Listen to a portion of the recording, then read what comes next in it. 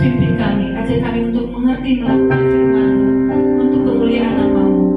Urapi hamba-Mu yang menyampaikan kebenaran Bapa, hikmat, marifat dan segala kuasa menentang yang bukan dari padamu. Kami patahkan kuasanya di dalam nama Yesus Al-Masih.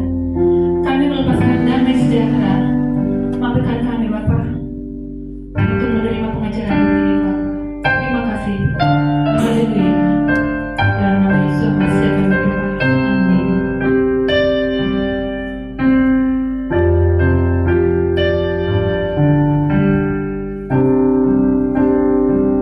Ajarku mengerti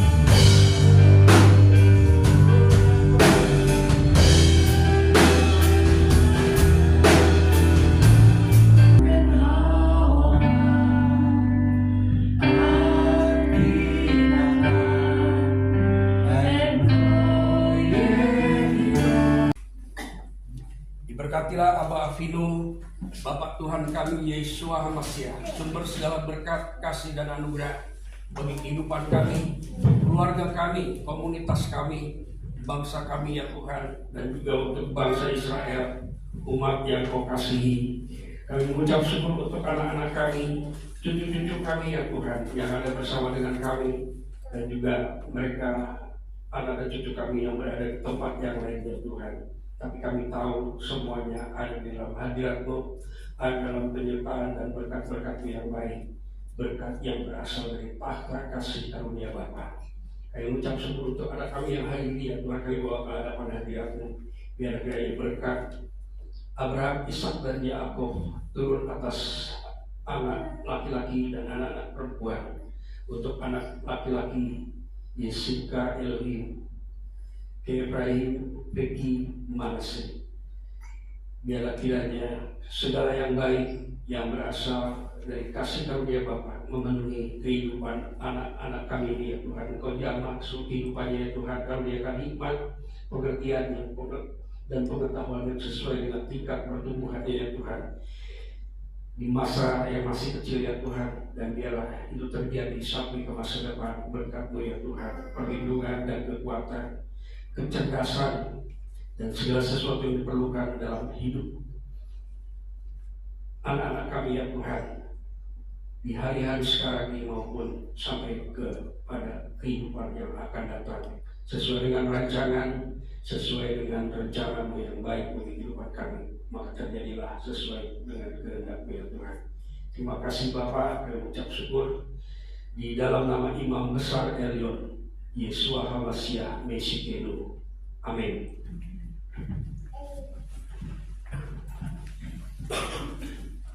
Berikutnya kita masuk ke Perilaha Tamijim, berdoa Bapak kami. Kita baca bersama-sama.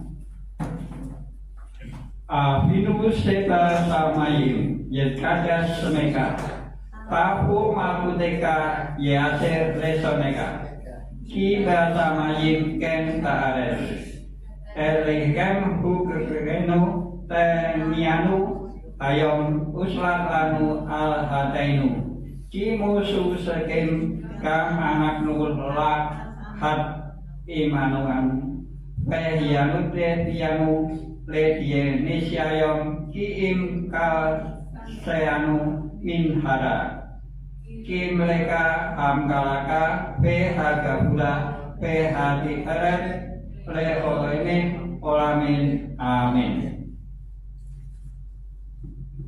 Berikutnya kita masuk ke pembacaan Torah yang akan dibacakan oleh Pak Suparno.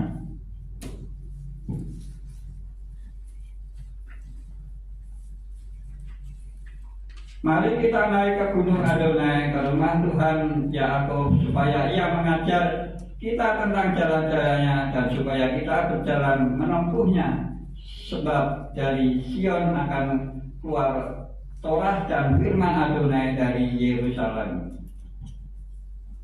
Kimi Sion tese Torah, Kimi Sion tese Torah, Udapar Adonai Mirusalayim, Baruch Senata Torah Torah, Baruch Senata Torah Torah, Leamo Yisrael Ikdu satu.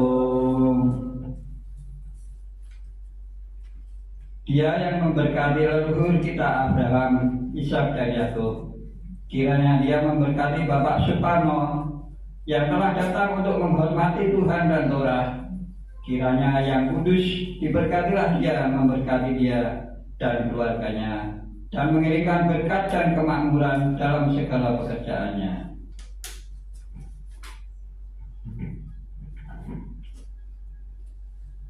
Baruch Adonai Amepurah Leolam Baik, Baruch Ata Adonai Eloheinu Melek Haolam Aser Bahar Banu Mikol, Amin Natan Nanu Pelatu, Baruch Ata Adonai Noten Atorah. Terberkatilah Engkau Adonai, Tuhan kami, penguasa alam semesta, yang telah memilih kami dari antara bangsa-bangsa dan memberikan kami Torah. Terberkatilah Engkau Adonai yang memberikan Torah. Bereshit 41 ayat 1 sampai dengan yang kelima. Payehi niket senatayim yamin opar olem pahine omet al ayaor pahine min ayaor alat sepa parot yepot mar'e ore opereot basar natir aina ba'arku pahine sepa perot akhirat alot aka raihim min ayor reot ma'are pedakot pasal panatam asal aparot alsaab hayaor patukalna aparot rakot hamare pada kot basar et sapa aparot yapot amar pa hebriot payikat paro payisan payak halom senit pehinit sepa sibolim alot bekane ekat beirot patobot. Kejadian pasal 41 sampai dengan 5. Setelah lewat 2 tahun, Raja Mesir bermimpi bahwa ia sedang berdiri di tepi sungai Nil. Tiba-tiba 7 ekor sapi yang gemuk-gemuk dan berkulit mengkilat keluar dari sungai itu, lalu mulai makan rumput di tepi sungai itu. Kemudian 7 sapi yang lain muncul pula. Binatang-binatang itu kurus dan tinggal kulit pembalut tulang. Sapi-sapi yang kurus itu berdiri di samping sapi-sapi yang gemuk di tepi sungai itu. Kemudian sapi-sapi yang kurus memakan sapi-sapi yang gemuk. Setelah itu raja bangun dari tidurnya. Kemudian ia tertidur dan bermimpi lagi. Dalam mimpinya ia melihat 7 bulir gandum yang berisi dan masak-masak, tumbuh pula 1 tangkai. Baru kata Adonai Elohim melek olam aser natan namun Torat emet kaye olam natan betukenu. Baru kata Adonai notan Atorah. Terberkatilah Engkau Adonai Tuhan kami, Raja dunia, yang telah memberikan Torat kebenaran kepada kami, yang memberikan hidup kekal di dalam diri kami. Terberkatilah Engkau Adonai yang telah memberikan Torah.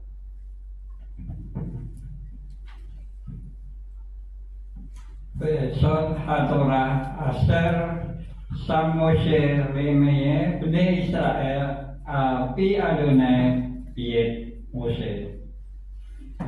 Dan inilah Torah yang diberikan kepada anak-anak Israel atas perintah Adonai melalui tangan Mose. Demikian sidul kita sudah selesai dan kita akan mendengarkan pengasuhan Torah dari Pak John Tanama. Silakan Pak John Tanama.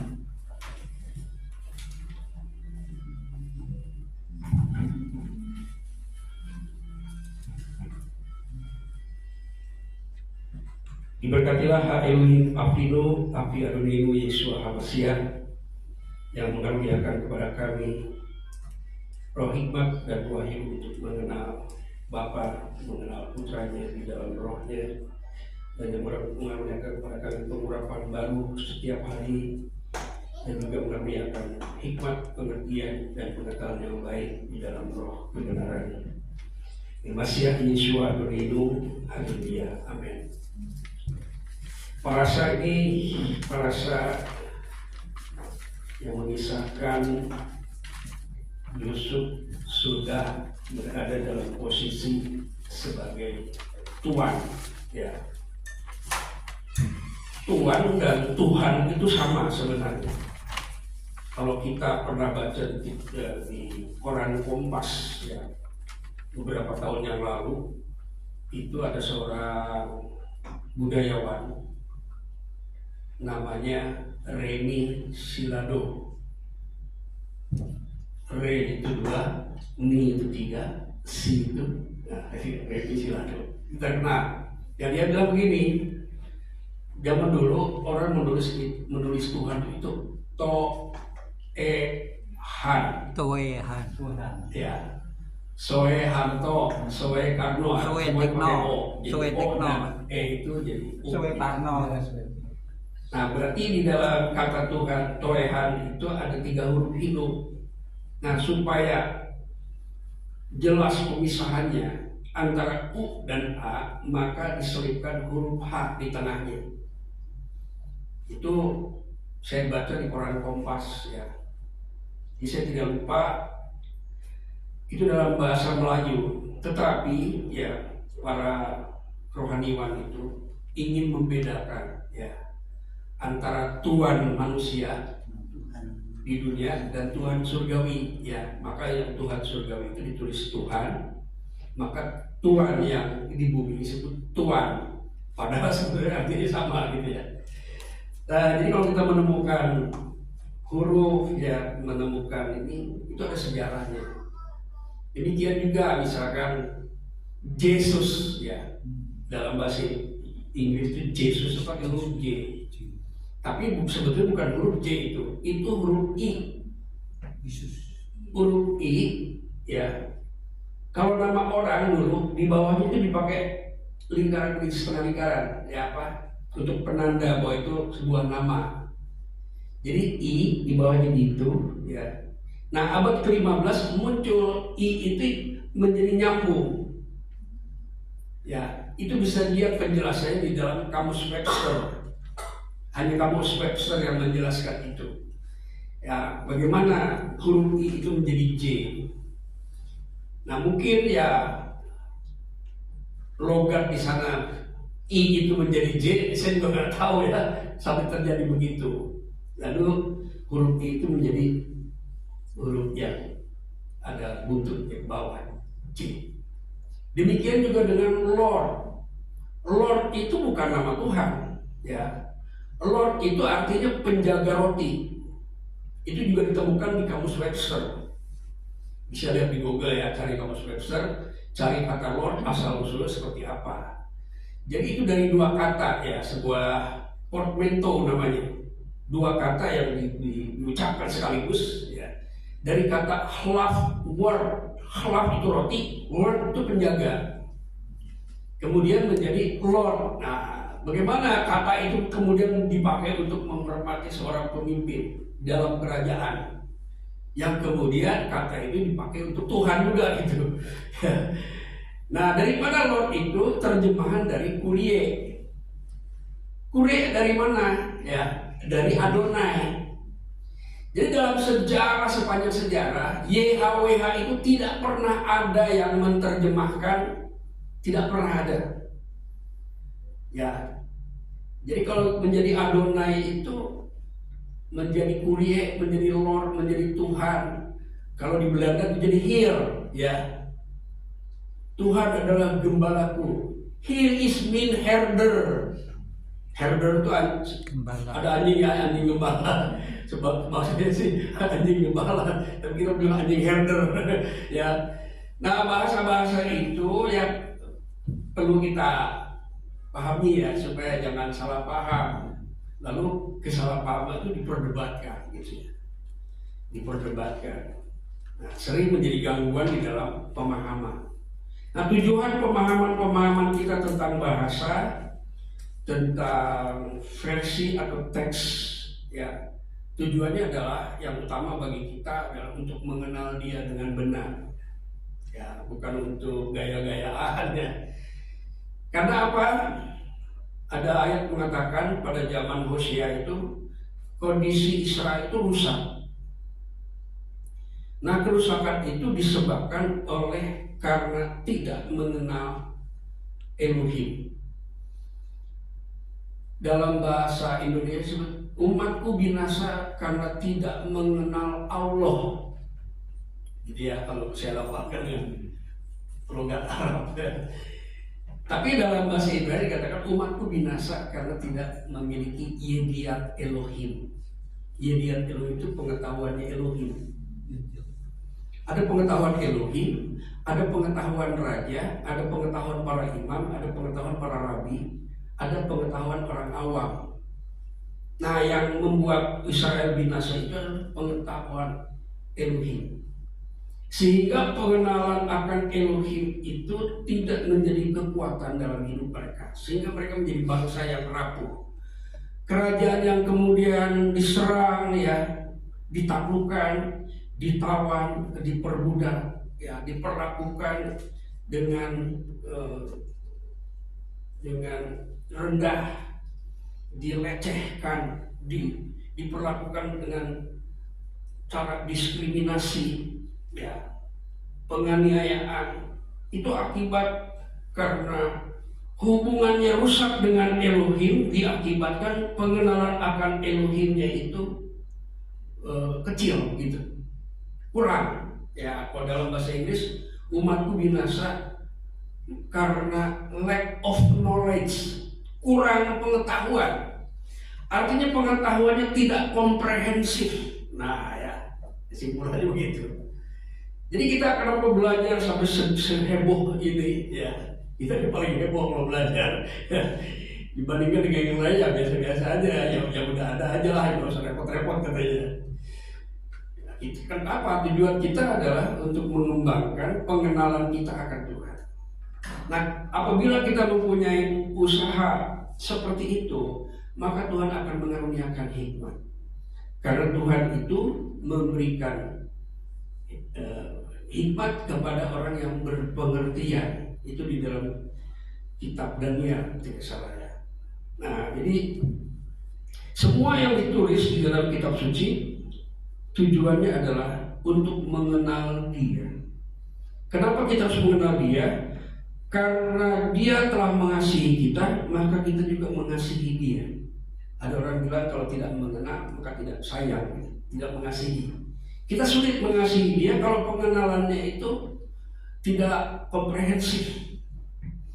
Susah untuk mengenal Tuhan, orang Yahudi maupun orang Samaria. Kurang lebih pada zaman Yesua itu mereka bergumul selama 500 tahun pada area yang berbeda. Jadi orang Yahudi punya area sendiri, punya pengembangan pengetahuan sendiri. Orang Samaria juga punya pengetahuan dan pengembangan sendiri sesuai dengan konsep yang ada pada mereka. Mereka mempunyai area yang berbeda, mesbah yang berbeda, konsep untuk menyembah itu berbeda. Walaupun Torahnya sama, ya, Torahnya sama. Torahnya orang Yahudi dengan Torah orang Samaria itu sama. Tapi dalam mengaplikasikan, ya, dalam memahaminya itu ada berbeda. Sehingga sekali waktu ada seorang wanita, dia mau mengambil air di sumur Yakub. Saya pikir-pikir waktu itu, emang sumur cuma satu gitu ya, kenapa dia harus ke situ gitu, jauh-jauh ya? Apakah di Samaria itu tidak ada sumur? Rupanya di situ ada kehausan rohani. Jadi si wanita ini pergi ke sumur itu untuk mendapatkan kepuasan batin. Airnya mungkin sama, tetapi punya kenangan yang berbeda. Ini sumur Yakub gitu. Ya, sumur leluhur kami. Sama seperti orang pergi ke Arab, pergi ke sana. Salah satunya adalah bawa oleh-oleh air Zam-Zam. Ya, saya juga pernah dibawa oleh teman saya, ya, air Zam-Zam. Setelah diteliti, ternyata air Zam-Zam ini mempunyai tingkat hidrogen, ya, yang berbeda dari air yang lain, sehingga dia punya efek yang baik untuk pemulihan tubuh, ya, karena bisa menyeimbangkan keadaan tubuh. Jadi saya rasain air Zam-Zam itu, ya, sebetulnya tidak berbeda jauh dengan air yang kita biasa minum, air mineral itu, ya, tidak jauh berbeda, ya. Tapi ada kesan secara rohani bahwa air ini kami ambil dari kota suci gitu. Nah, gitu ya. Ada sensasi seperti itu. Sama seperti kita begini ya. Oh, kita pergi ke KR, ke Senayan. Oh, ada KR Senayan, pendetanya si Anu gitu. Padahal Alkitabnya sama dengan di gereja kita gitu. Ya.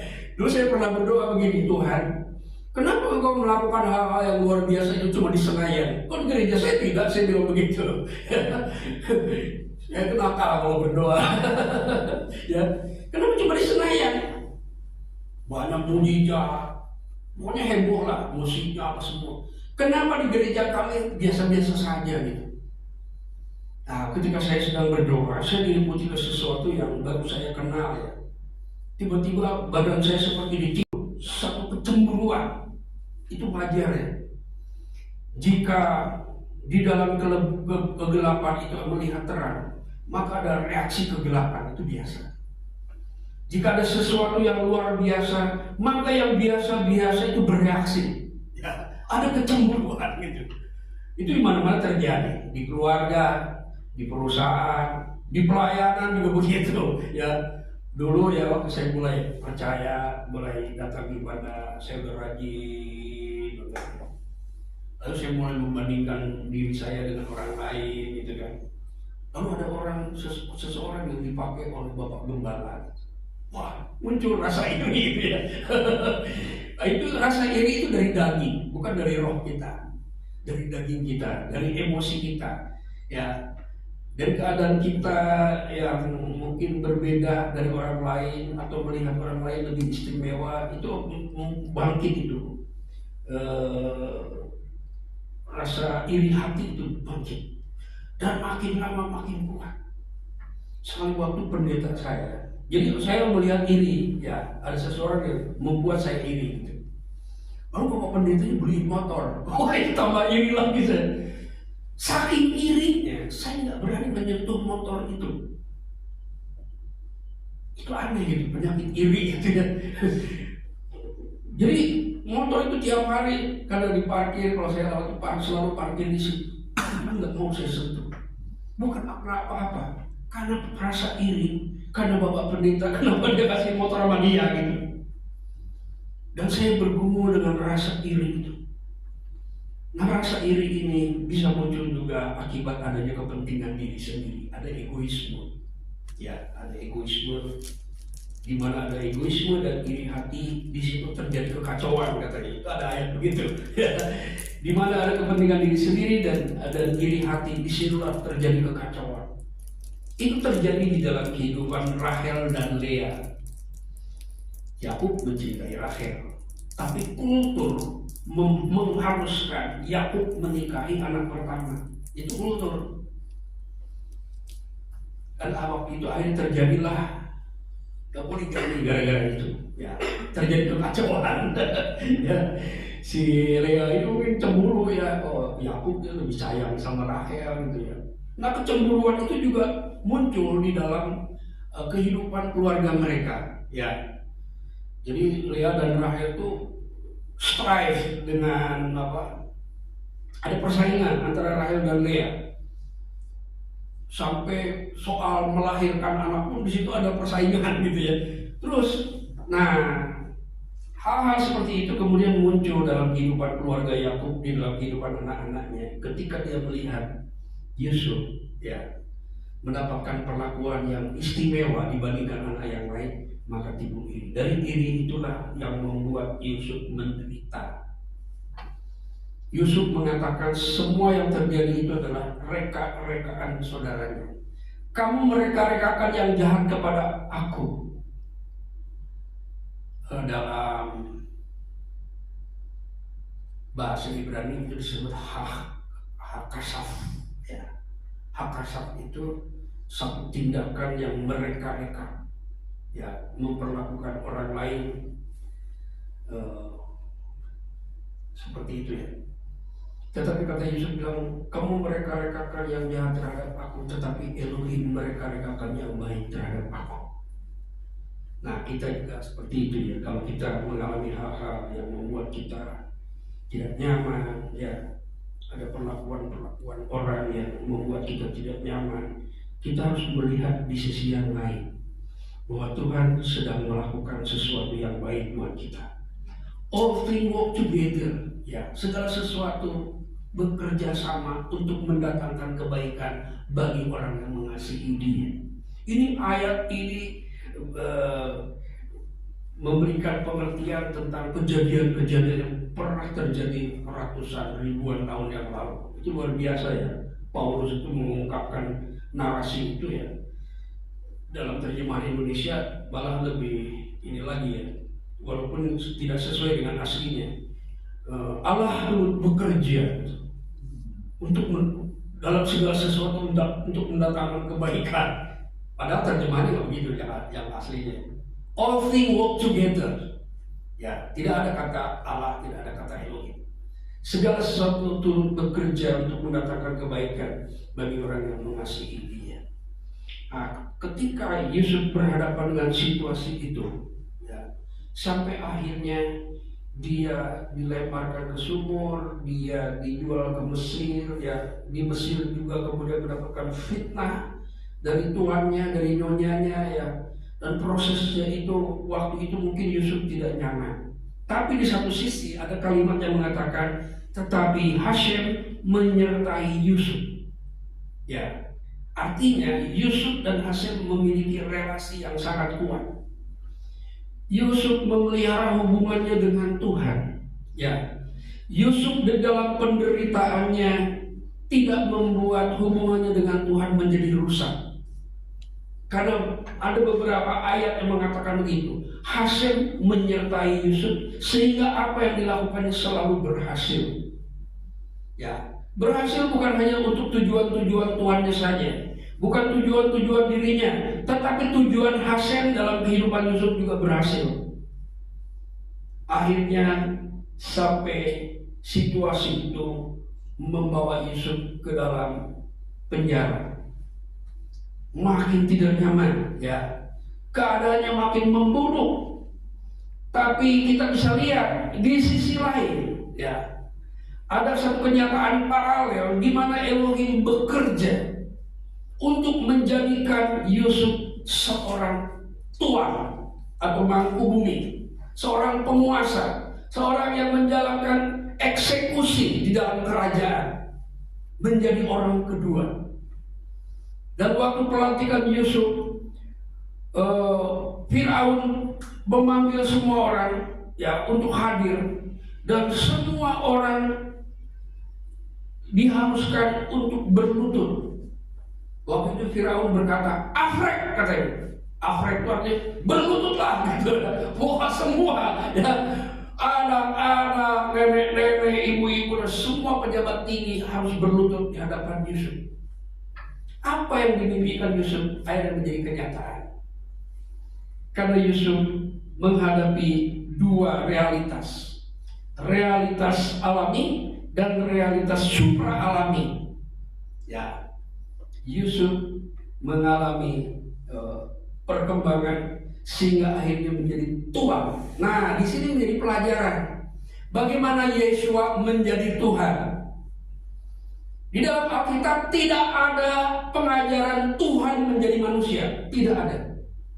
Boleh cari, tidak ada konsep itu. Yang ada itu Elohim menjadi daging, ya.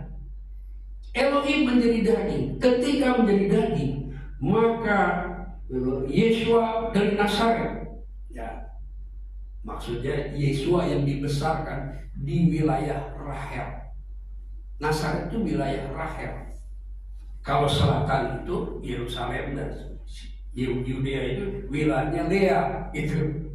Jadi Yeshua dilahirkan di wilayah Lea sebagai keturunan Daud, tapi dibesarkan di wilayah Rahel. Di sana dia mendeklarasikan, Roh Adonai ada padaku. Artinya apa? Aku mempunyai relasi dengan Adonai, memiliki roh yang sama dengan Adonai. Aku mempunyai hubungan dengan Adonai karena dia telah mengurapi aku. Artinya apa? Ada sesuatu yang menyerap dari Hasem ke dalam diri Yeshua. Pengurapan itu sebetulnya ada realita tentang penyerapan. Kalau kita oleskan minyak itu menyerap ke dalam, ya. Kenapa? Karena minyak mampu menembus batasan-batasan yang ada di pori-pori. Kalau air tidak bisa menyerap, ya. Itu sebabnya pengurapan menggunakan minyak. Karena ada penyerapan. Jadi Yeshua menyerap roh Hashem karena dia telah mengurapi dan dia telah mengutus aku. Ada mandat yang harus dikerjakan dari yang mengutusnya. Dan Yeshua pernah mengatakan seorang utusan tidak lebih besar daripada yang mengutusnya. Itu ada ayat begitu. Tidak ada seorang hamba yang lebih besar dari tuannya, dan tidak ada seorang utusan yang lebih besar dari yang mengutusnya. Nah, di situ kita bisa melihat ada. Jadi cerita dalam Torah tentang Yusuf ini adalah sebuah konsep untuk memahami ketuhanan Mesias Yeshua. Bagaimana itu diproses melalui penderitaan. Makanya ada orang Mesianik mengatakan bahwa Yeshua itu Ben Yosef, bukan cuma Ben David, Ben Yosef. Artinya mengalami proses untuk menjadi tuan, itu ada prosesnya. Sama seperti yang dialami oleh Yusuf untuk menduduki satu posisi yang setara dengan Firaun. Nah, jadi ketika Yusuf jadi tuan itu setara dengan Firaun. Ya, kingship-nya itu setara, lordship-nya itu setara, dan itu pernyataan itu dideklarasikan oleh Firaun bahwa tidak ada satupun yang ada di negeri Mesir ini yang boleh bergerak tanpa sepengetahuan Yusuf. Artinya apa? Yusuf adalah eksekutor dari segala dinamika kerajaan itu.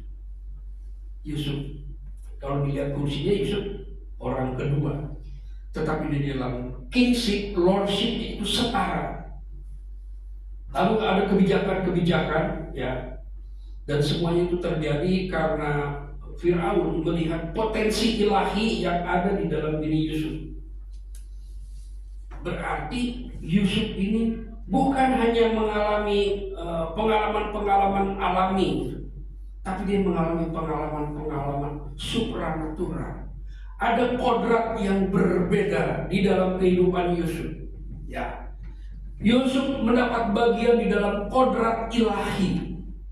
Tefa namanya, ya, bahasa Ibrani Tefa. Mengalami di masa-masa penderitaannya, jadi penderitaan badani namanya, ya. Kalau kata Paulus, itu suatu proses penderitaan badani. Tetapi secara bersamaan sebenarnya Yusuf sedang mengalami pemuliaan, ya, pemuliaan, glorifikasi, ya, ada pemberdayaan, ada empowering, ada banyak, ya, segala potensi-potensi ilahi itu bekerja di dalam kehidupan Yusuf. Sampai akhirnya semua keputusan yang dibuat di Mesir itu Yusuflah yang menginstruksikan, ya, semua di bawah kekuasaan Yusuf. Istilahnya si Firaun terima jadi, terima jadi, ya. Dan bertahun-tahun Yusuf dan keluarganya sangat dihormati di Mesir dan memiliki tempat yang eksklusif, ya, semacam real estate, gitu. Itu namanya di Gosen, ya, Gosen.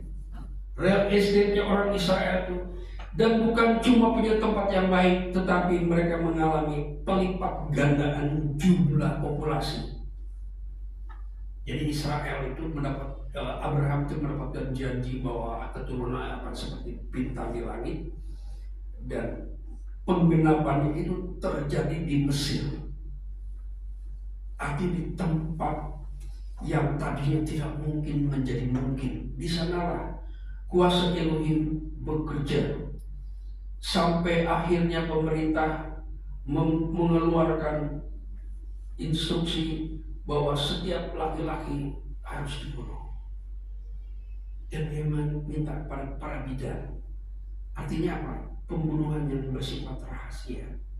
Hanya bidan yang melakukan. Tapi bidan-bidan itu ternyata bidan yang mengenal Elohim.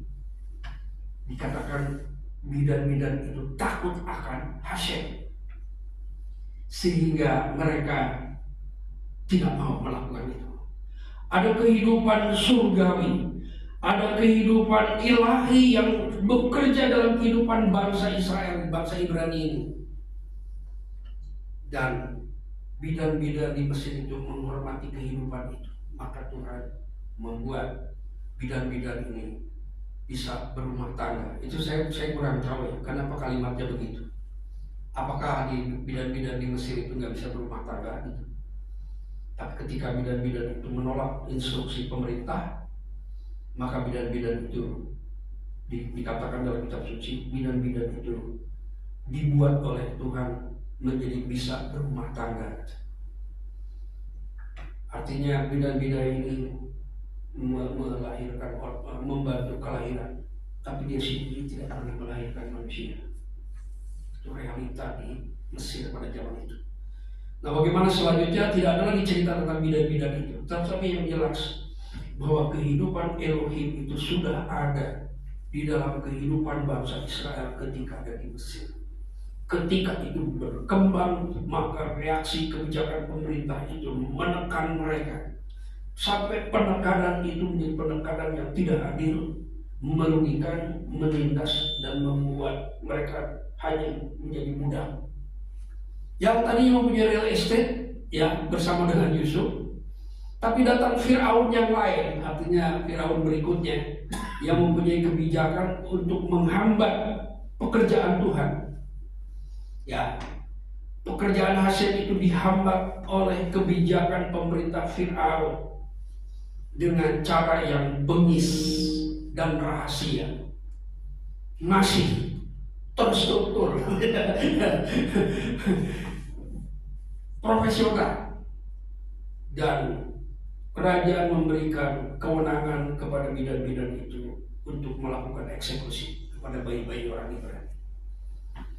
Tetapi bidan-bidan ini adalah manusia-manusia yang mencintai kehidupan, ya kan? Semua bidan di dunia itu dalam pikirannya bagaimana supaya ibunya hidup, anaknya juga hidup. Sehingga pemerintah kita mengeluarkan sertifikasi, memberdayakan para bidan, para ji,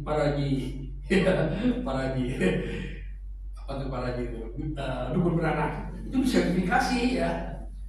Nah, kenapa? Karena untuk tujuan kehidupan. Tetapi karena dianggap sebagai ancaman, ya, jadi kehidupan itu dianggap sebagai ancaman bagi kematian. Sehingga keluar perintah mati. Tapi tidak, ya, ketika mereka berada dalam penindasan yang makin berat, maka disitulah hak prerogatif Hashem untuk melakukan intervensi. Demikian juga dalam hidup kita, ya, ada masa-masa yang dibiarkan terjadi. Kadang-kadang membuat kita tidak nyaman, membuat kita tidak bersuka cita, ya, membuat kita tertekan, seperti dibiarkan oleh Tuhan. Kita jangan melihat persoalan itu, tapi melihat ke sisi lain, bahwa di sisi lain Tuhan sedang bekerja, mereka-rekakan atau mendatangkan yang baik untuk kita dalam situasi seperti itu. Apapun. Kehidupan pribadi, kehidupan keluarga, kehidupan berjemaat, kehidupan pelayanan. Saya selalu melihat dua sisi. Tidak hanya sisi kesulitannya saja, tapi sisi glorifikasi yang Tuhan sedang kerjakan. Yesus ketika di Taman Getsemani, dia berkata, Abi, katanya, permuliakanlah anakmu di dalam dirimu. Jadi Yesus meminta dipermuliakan karena dia sudah dalam keadaan daging. Kemuliaannya kemuliaan daging. Ya, Artinya ada batasan-batasan di dalam dunia daging. Dia meminta supaya Bapa mempermuliakannya. Caranya gimana? Caranya membiarkan Yesua mengalami penderitaan itu. Membiarkan. Yesua bilang, kalau boleh, cawan ini lalu daripadaku. Tapi kalau itu terjadi, jangan sampai itu atas kehendakku, tapi kehendakmu. Tapi Hashem tidak, ya, membiarkan semuanya terjadi. Begitulah cara Hashem mempermuliakan dia. Sehingga dalam kitab Filipi pasal 2 dikatakan, itulah sebabnya Hashem sangat meninggikan dia. Jadi di situ ada kata begitu, Hashem sangat meninggikan dia. Sama polanya seperti Firaun meninggikan Yusuf. Jadi Torah itu mengajarkan tentang bagaimana cara kerja Elohim. Nah, kita bisa mengenal cara kerjanya juga. Jadi mengenal Elohim itu salah satunya adalah mengenal cara kerja dia di dalam sejarah. Terutama di dalam kehidupan orang-orang yang dikasihinya. Itu yang selalu saya cermati setiap saya membaca. Di Perjanjian Baru juga Stefanus itu mempunyai pelayanan yang sangat strategis. Ada kasus waktu itu orang-orang Yahudi yang beriman dengan orang-orang non-Yahudi yang beriman itu beribadah bersama dan makan bersama dan mendapat bagian dalam diakonia yang sama. Tetapi orang-orang yang berasal dari non-Yahudi ini merasa diperlakukan kurang adil gitu. Sehingga ada keluhan-keluhan dan keluhan itu sampai kepada Petrus. Rupanya itu menjadi masalah di dalam persekutuan orang-orang beriman pada abad pertama. Sehingga Petrus memberikan instruksi bahwa ya, kita harus mempunyai pengurus dan pilihlah 7 orang katanya. Dan salah satunya ada yang bernama Nikolaus. Nikolaus ini orang Yunani, lalu masuk ke agama Yahudi. Setelah masuk agama Yahudi, dia percaya kepada Yesua sehingga menjadi teman Petrus. Kemudian Nikolaus ini berkhianat, ya, mempunyai tugas yang berbeda dengan para rasul, yang kemudian menjalankan misinya yang berbeda dengan Yesua. Makanya di dalam kitab Wahyu, di situ Yesua katakan, aku benci kepada ajaran Nikolaus. Itu salah satu dari pengurus itu. Dan konon katanya Nikolaus ini menginspirasi Santa Claus. Jadi ada yang meneliti. Jadi Santa Claus itu berasal dari ide-idenya Nikolaus. Yaitu cerita lain. Tapi Stefanus ini kemudian melewati pergumulan-pergumulan yang begitu berat sampai akhirnya dia harus menerima kenyataan dilemparin batu. Tapi apa yang terjadi? Ketika dia dilemparin batu, maka dia melihat Yesua berdiri di sebelah kanan hak Elohim. Stefanus melihat 2 entitas ilahi yang hidup. Satu Yesua, dia mengenal, ya, dia sangat mengenal Yesua. Yang satu lagi dia bilang hak Elohim, dan Yesua berdiri di sebelah kanan hak Elohim. Itu satu penglihatan, bukan penglihatan biasa.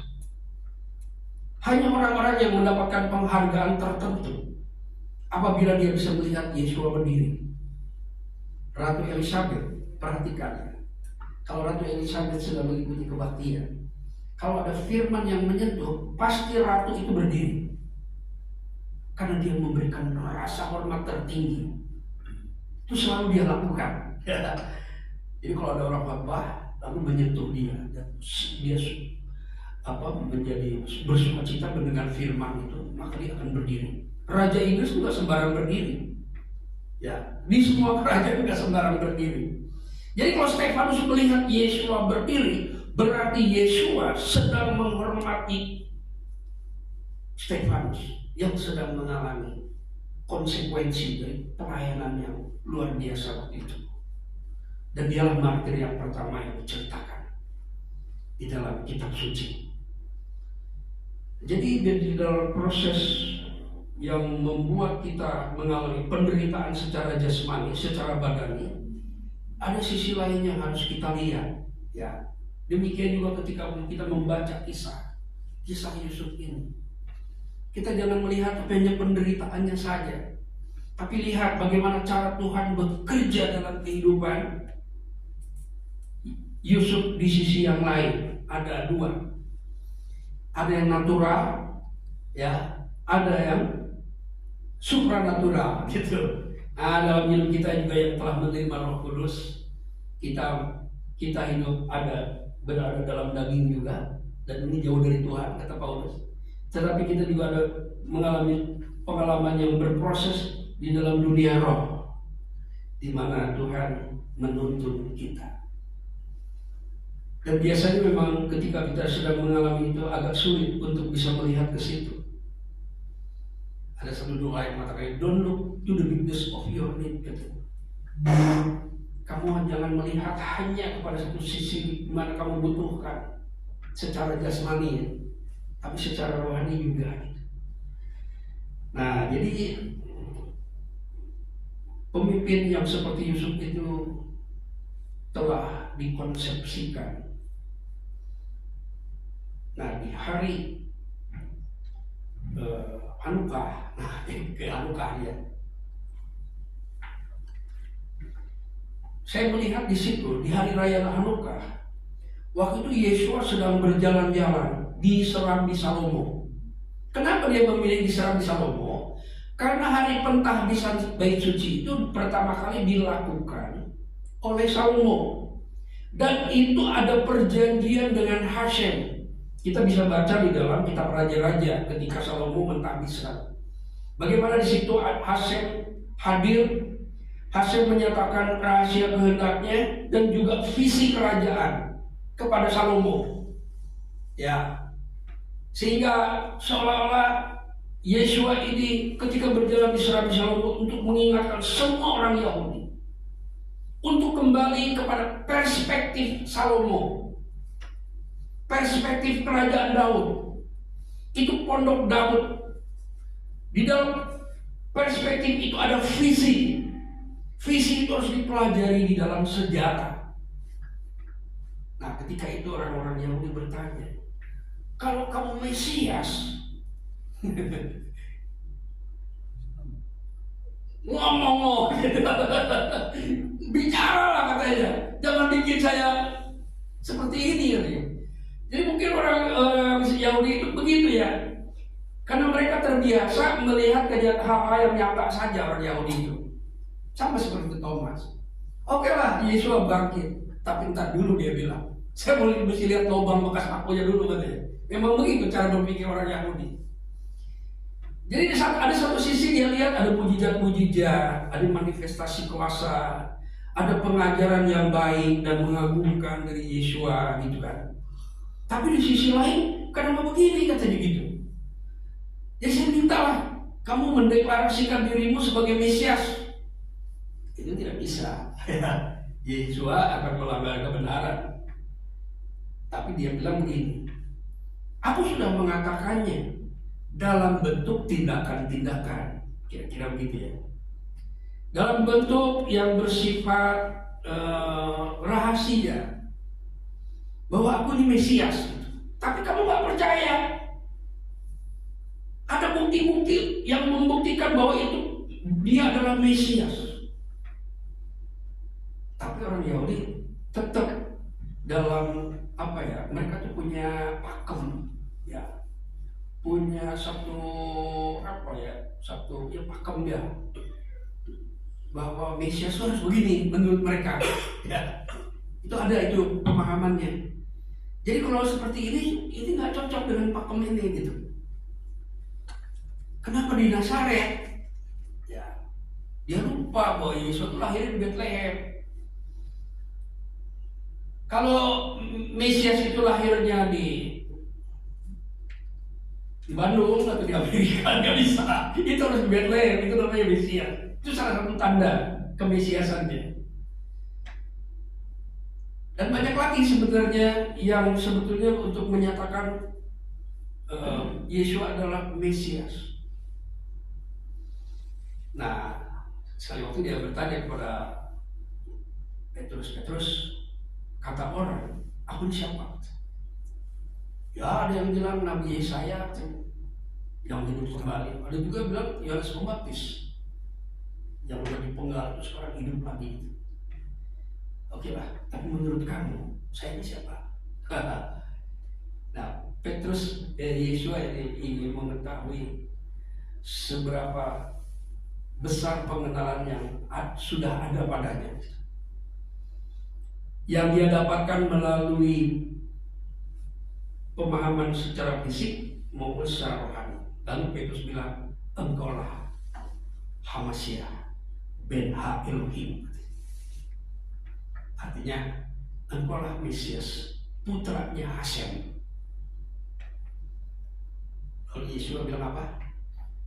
Bukan darah dan daging yang menyatakan itu kepadamu, tetapi Bapakku yang di surga. Artinya apa? Engkau mengalami inspirasi, engkau mengalami pengalaman supernatural sehingga kau bisa mengenal aku dengan sebenarnya. Itu Bapakku lah, bukan darah dan daging yang menyatakan. Nah, di atas pemahaman seperti ini, ya, di atas pengalaman supernatural seperti inilah jemaatku akan dibangun. Jadi bukan karena dia Petrus, ya, tapi karena pengalaman seperti inilah. Berarti Petrus mempunyai satu pergumulan, ya, untuk mengenal Yesua, sehingga Bapak menyingkapkan satu rahasia bahwa Yesua itu adalah Ben Ha Elohim. Tapi kita harus melihat ke ayat yang sebelumnya, ya, beberapa ayat sebelumnya Yesua bertanya, siapakah Ben Ha Adam itu? Jadi nggak mengatakan siapakah aku, tapi siapakah Ben Ha Adam itu? Orang Yahudi itu ternyata tahu Ben Ha Adam itu, tetapi dalam kitab sucinya ditulis dengan bahasa Aram. Ben Ha Adam itu dalam bahasa Aramnya adalah Bar Enos. Jadi Bar Enos ini satu penelitian yang spesial dalam kehidupan orang Yahudi. Nah, Petrus sudah tahu, ya, bahwa Yesua dari Nazaret itu Ben Ha Adam, yang adalah Ben Ha Elohim gitu. Jadi kalau kita ingin tahu Ben Ha Adam itu dari mana, jadi Ben Ha Adam itu bukan istilah baru yang disampaikan oleh Yesua, tapi yang sudah lama dikenal oleh orang-orang Yahudi. Cuma di dalam teks mereka ditulisnya Bar Enos. Itu berasal dari kitab Daniel pasal 7.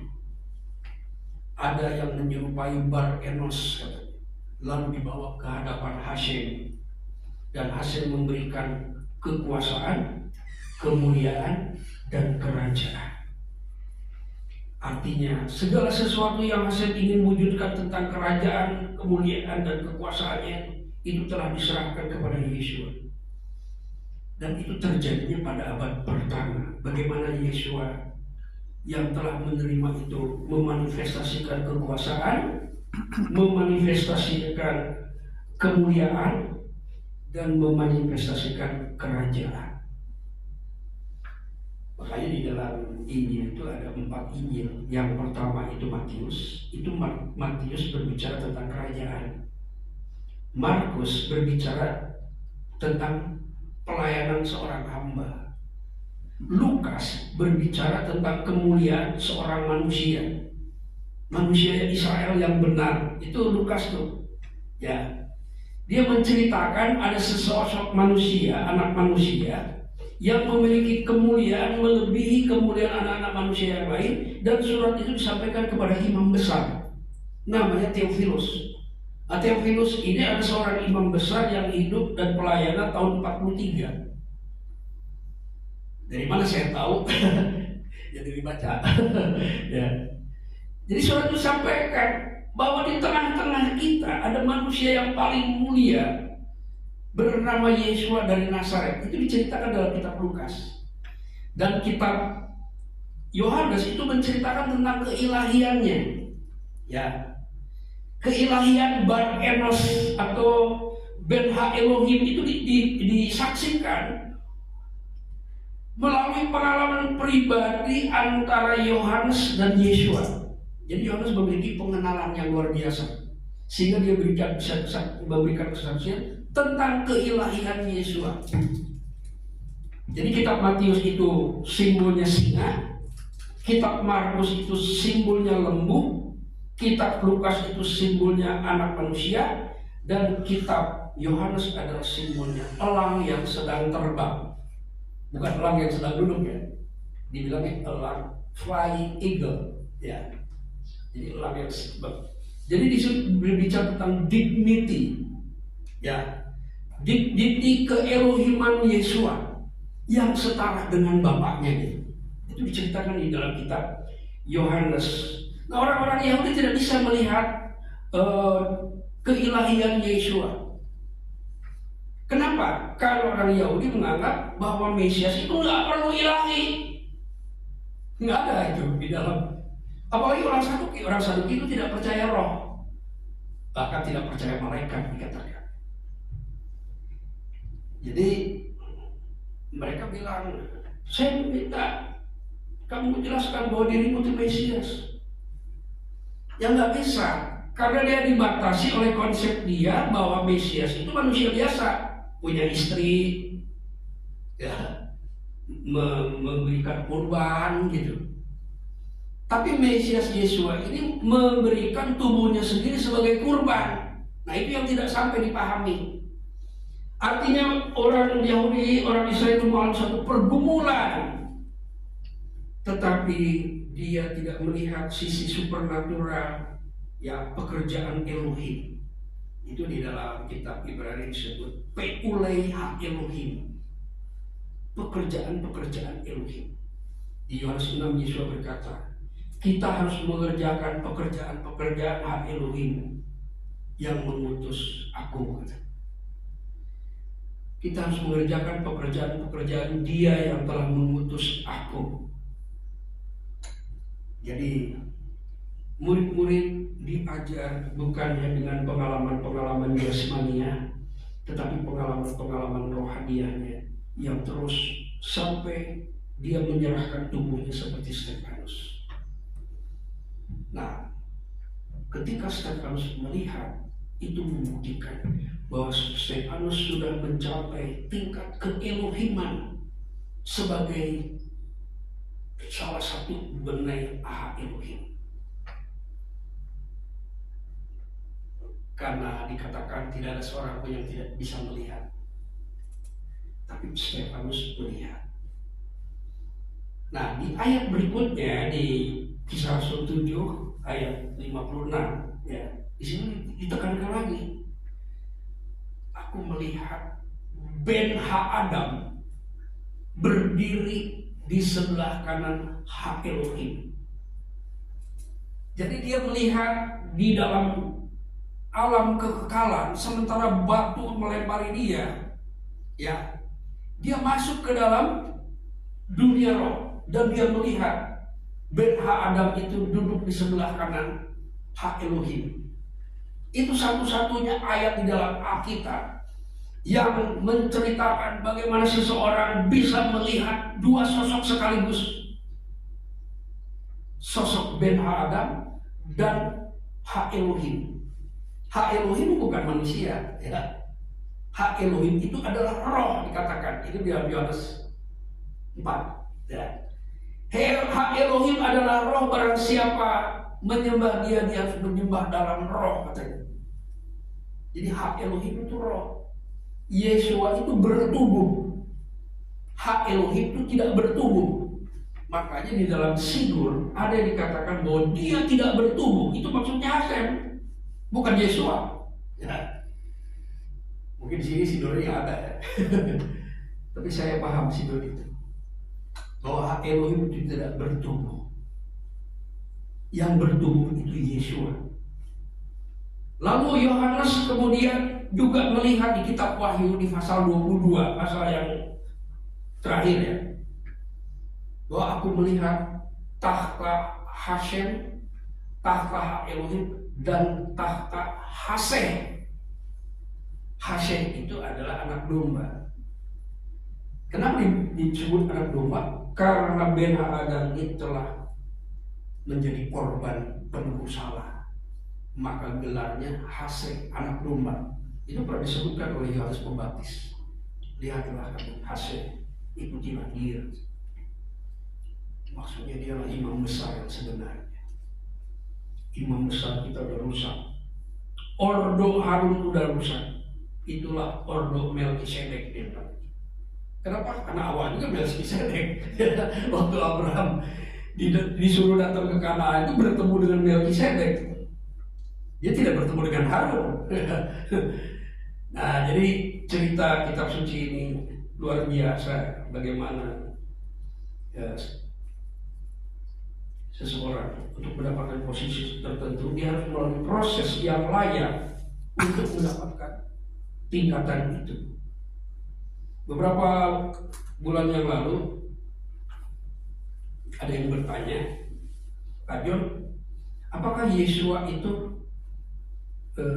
menjadi Tuhan setelah dia bangkit? Katanya, iya, saya bilang. Sebelum bangkit dia bukan Tuhan, dia Elohim. Dia Ben-Ha Elohim, dia Masia. Tapi setelah dibangkitkan, Elohim sangat meninggikan dia supaya setiap lutut bertekuk katanya, dan setiap lidah mengaku bahwa dia adalah Ha-Adon, bukan Adonai. Jadi Ha-Adon Yesua ini ditinggikan oleh Adonai. Itu konsep Injil. Jadi kalau ada orang mengatakan bahwa Yesua itu Adonai, dia nggak ngerti Injil, sudah. Dia bikin Injil sendiri. Ya, ada yang mengajarkan gitu ya. Yesua itu Adonai. Dalam nama Adonai Yesua itu tidak ada di Alkitab istilah seperti itu. Yang benar ada di dalam nama Ha-Adon Yesua HaMashiach. Jadi Ha-Adon itu gelar setelah melewati masa penderitaan.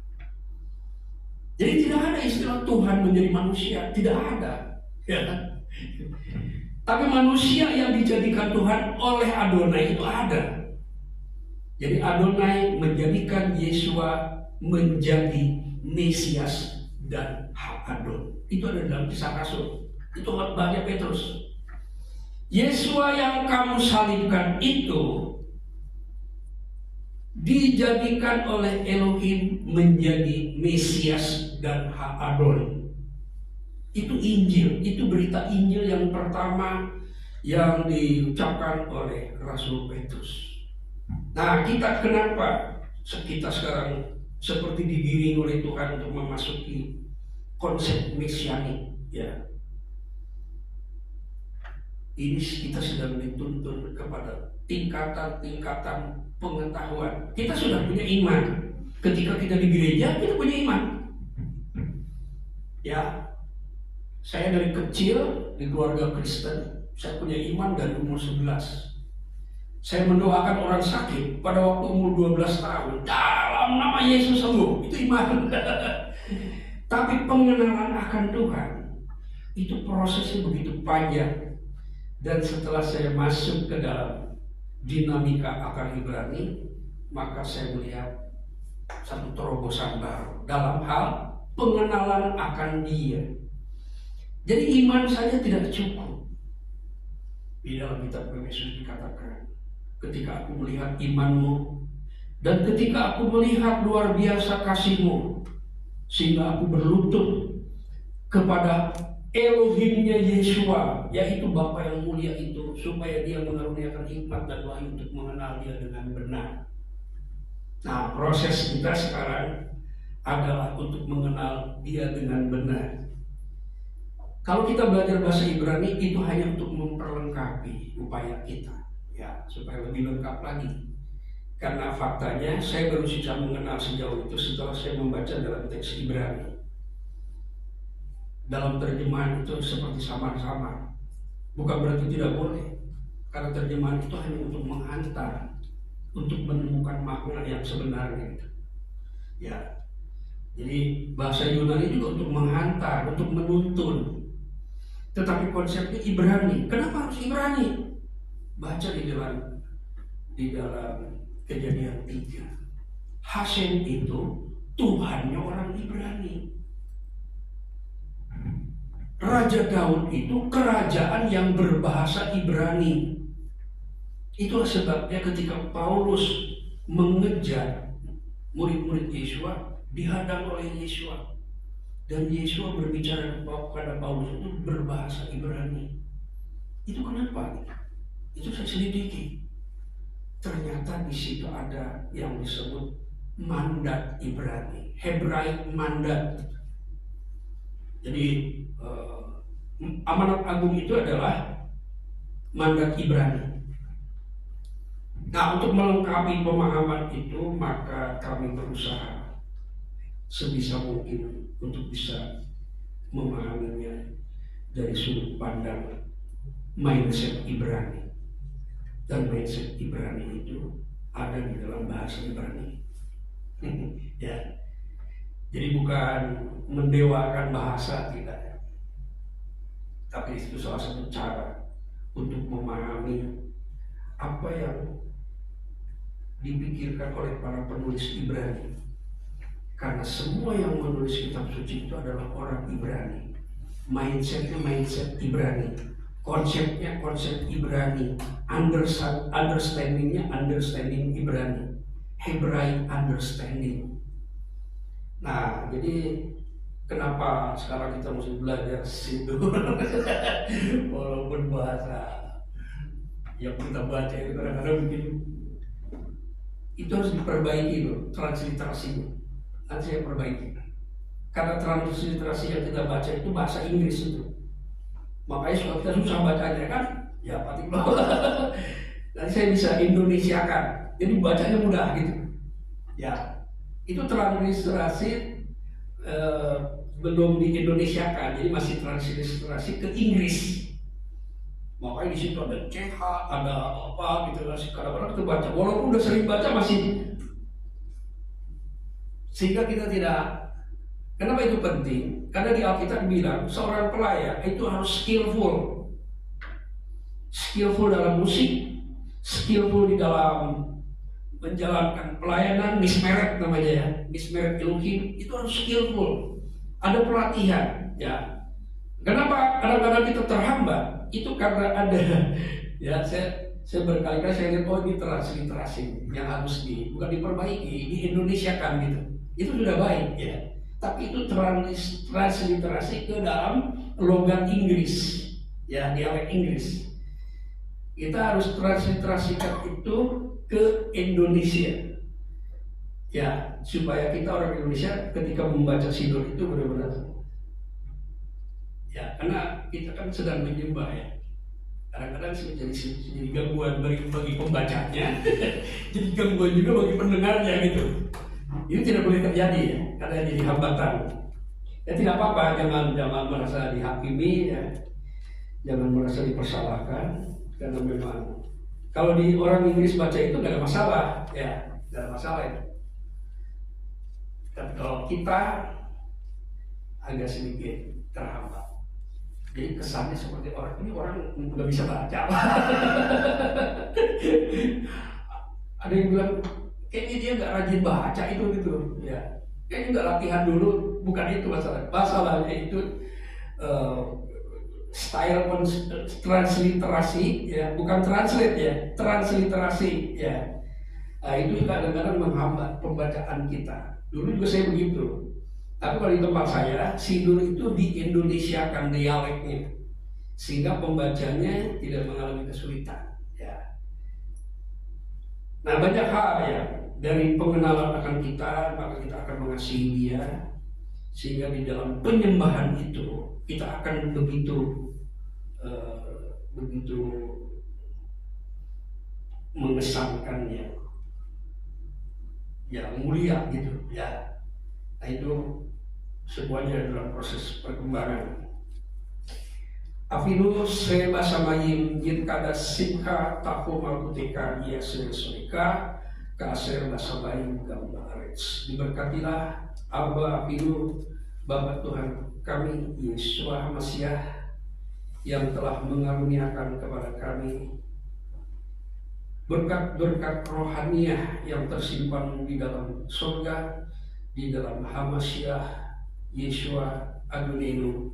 Kami mengucap syukur untuk firman-Mu ya Tuhan, bahwa kami dikaruniai untuk percaya bahwa Yeshua dari Nazaret adalah Ben Ha-Adam yang datang sebagai manusia. Dialah Ben Ha-Elohim, Mesias yang dimeterai oleh pekerjaan-pekerjaan Bapa yang mulia yang membuat kami dapat percaya. Itu sebuah karunia yang menyelamatkan hidup kami ya Tuhan. Kami mengucap syukur untuk berkat dari firman-Mu ya Tuhan, dan kiranya Tuhan memberikan satu pengurapan baru. Kami akan memasuki tahun yang baru pada kalender kami ya Tuhan.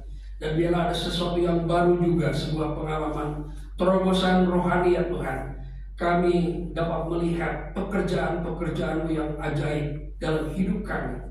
Bukan hanya kesulitan-kesulitan hidup kami, bukan apa yang kami khawatirkan dalam hidup kami ya Tuhan, tetapi kami melihat pekerjaan-pekerjaan yang dahsyat yang sedang terjadi dalam hidup kami semuanya ya Tuhan. Kami naikkan syukur kami atas firman-Mu di dalam nama Imam Besar Elyon Yeshua HaMashiach. Amin.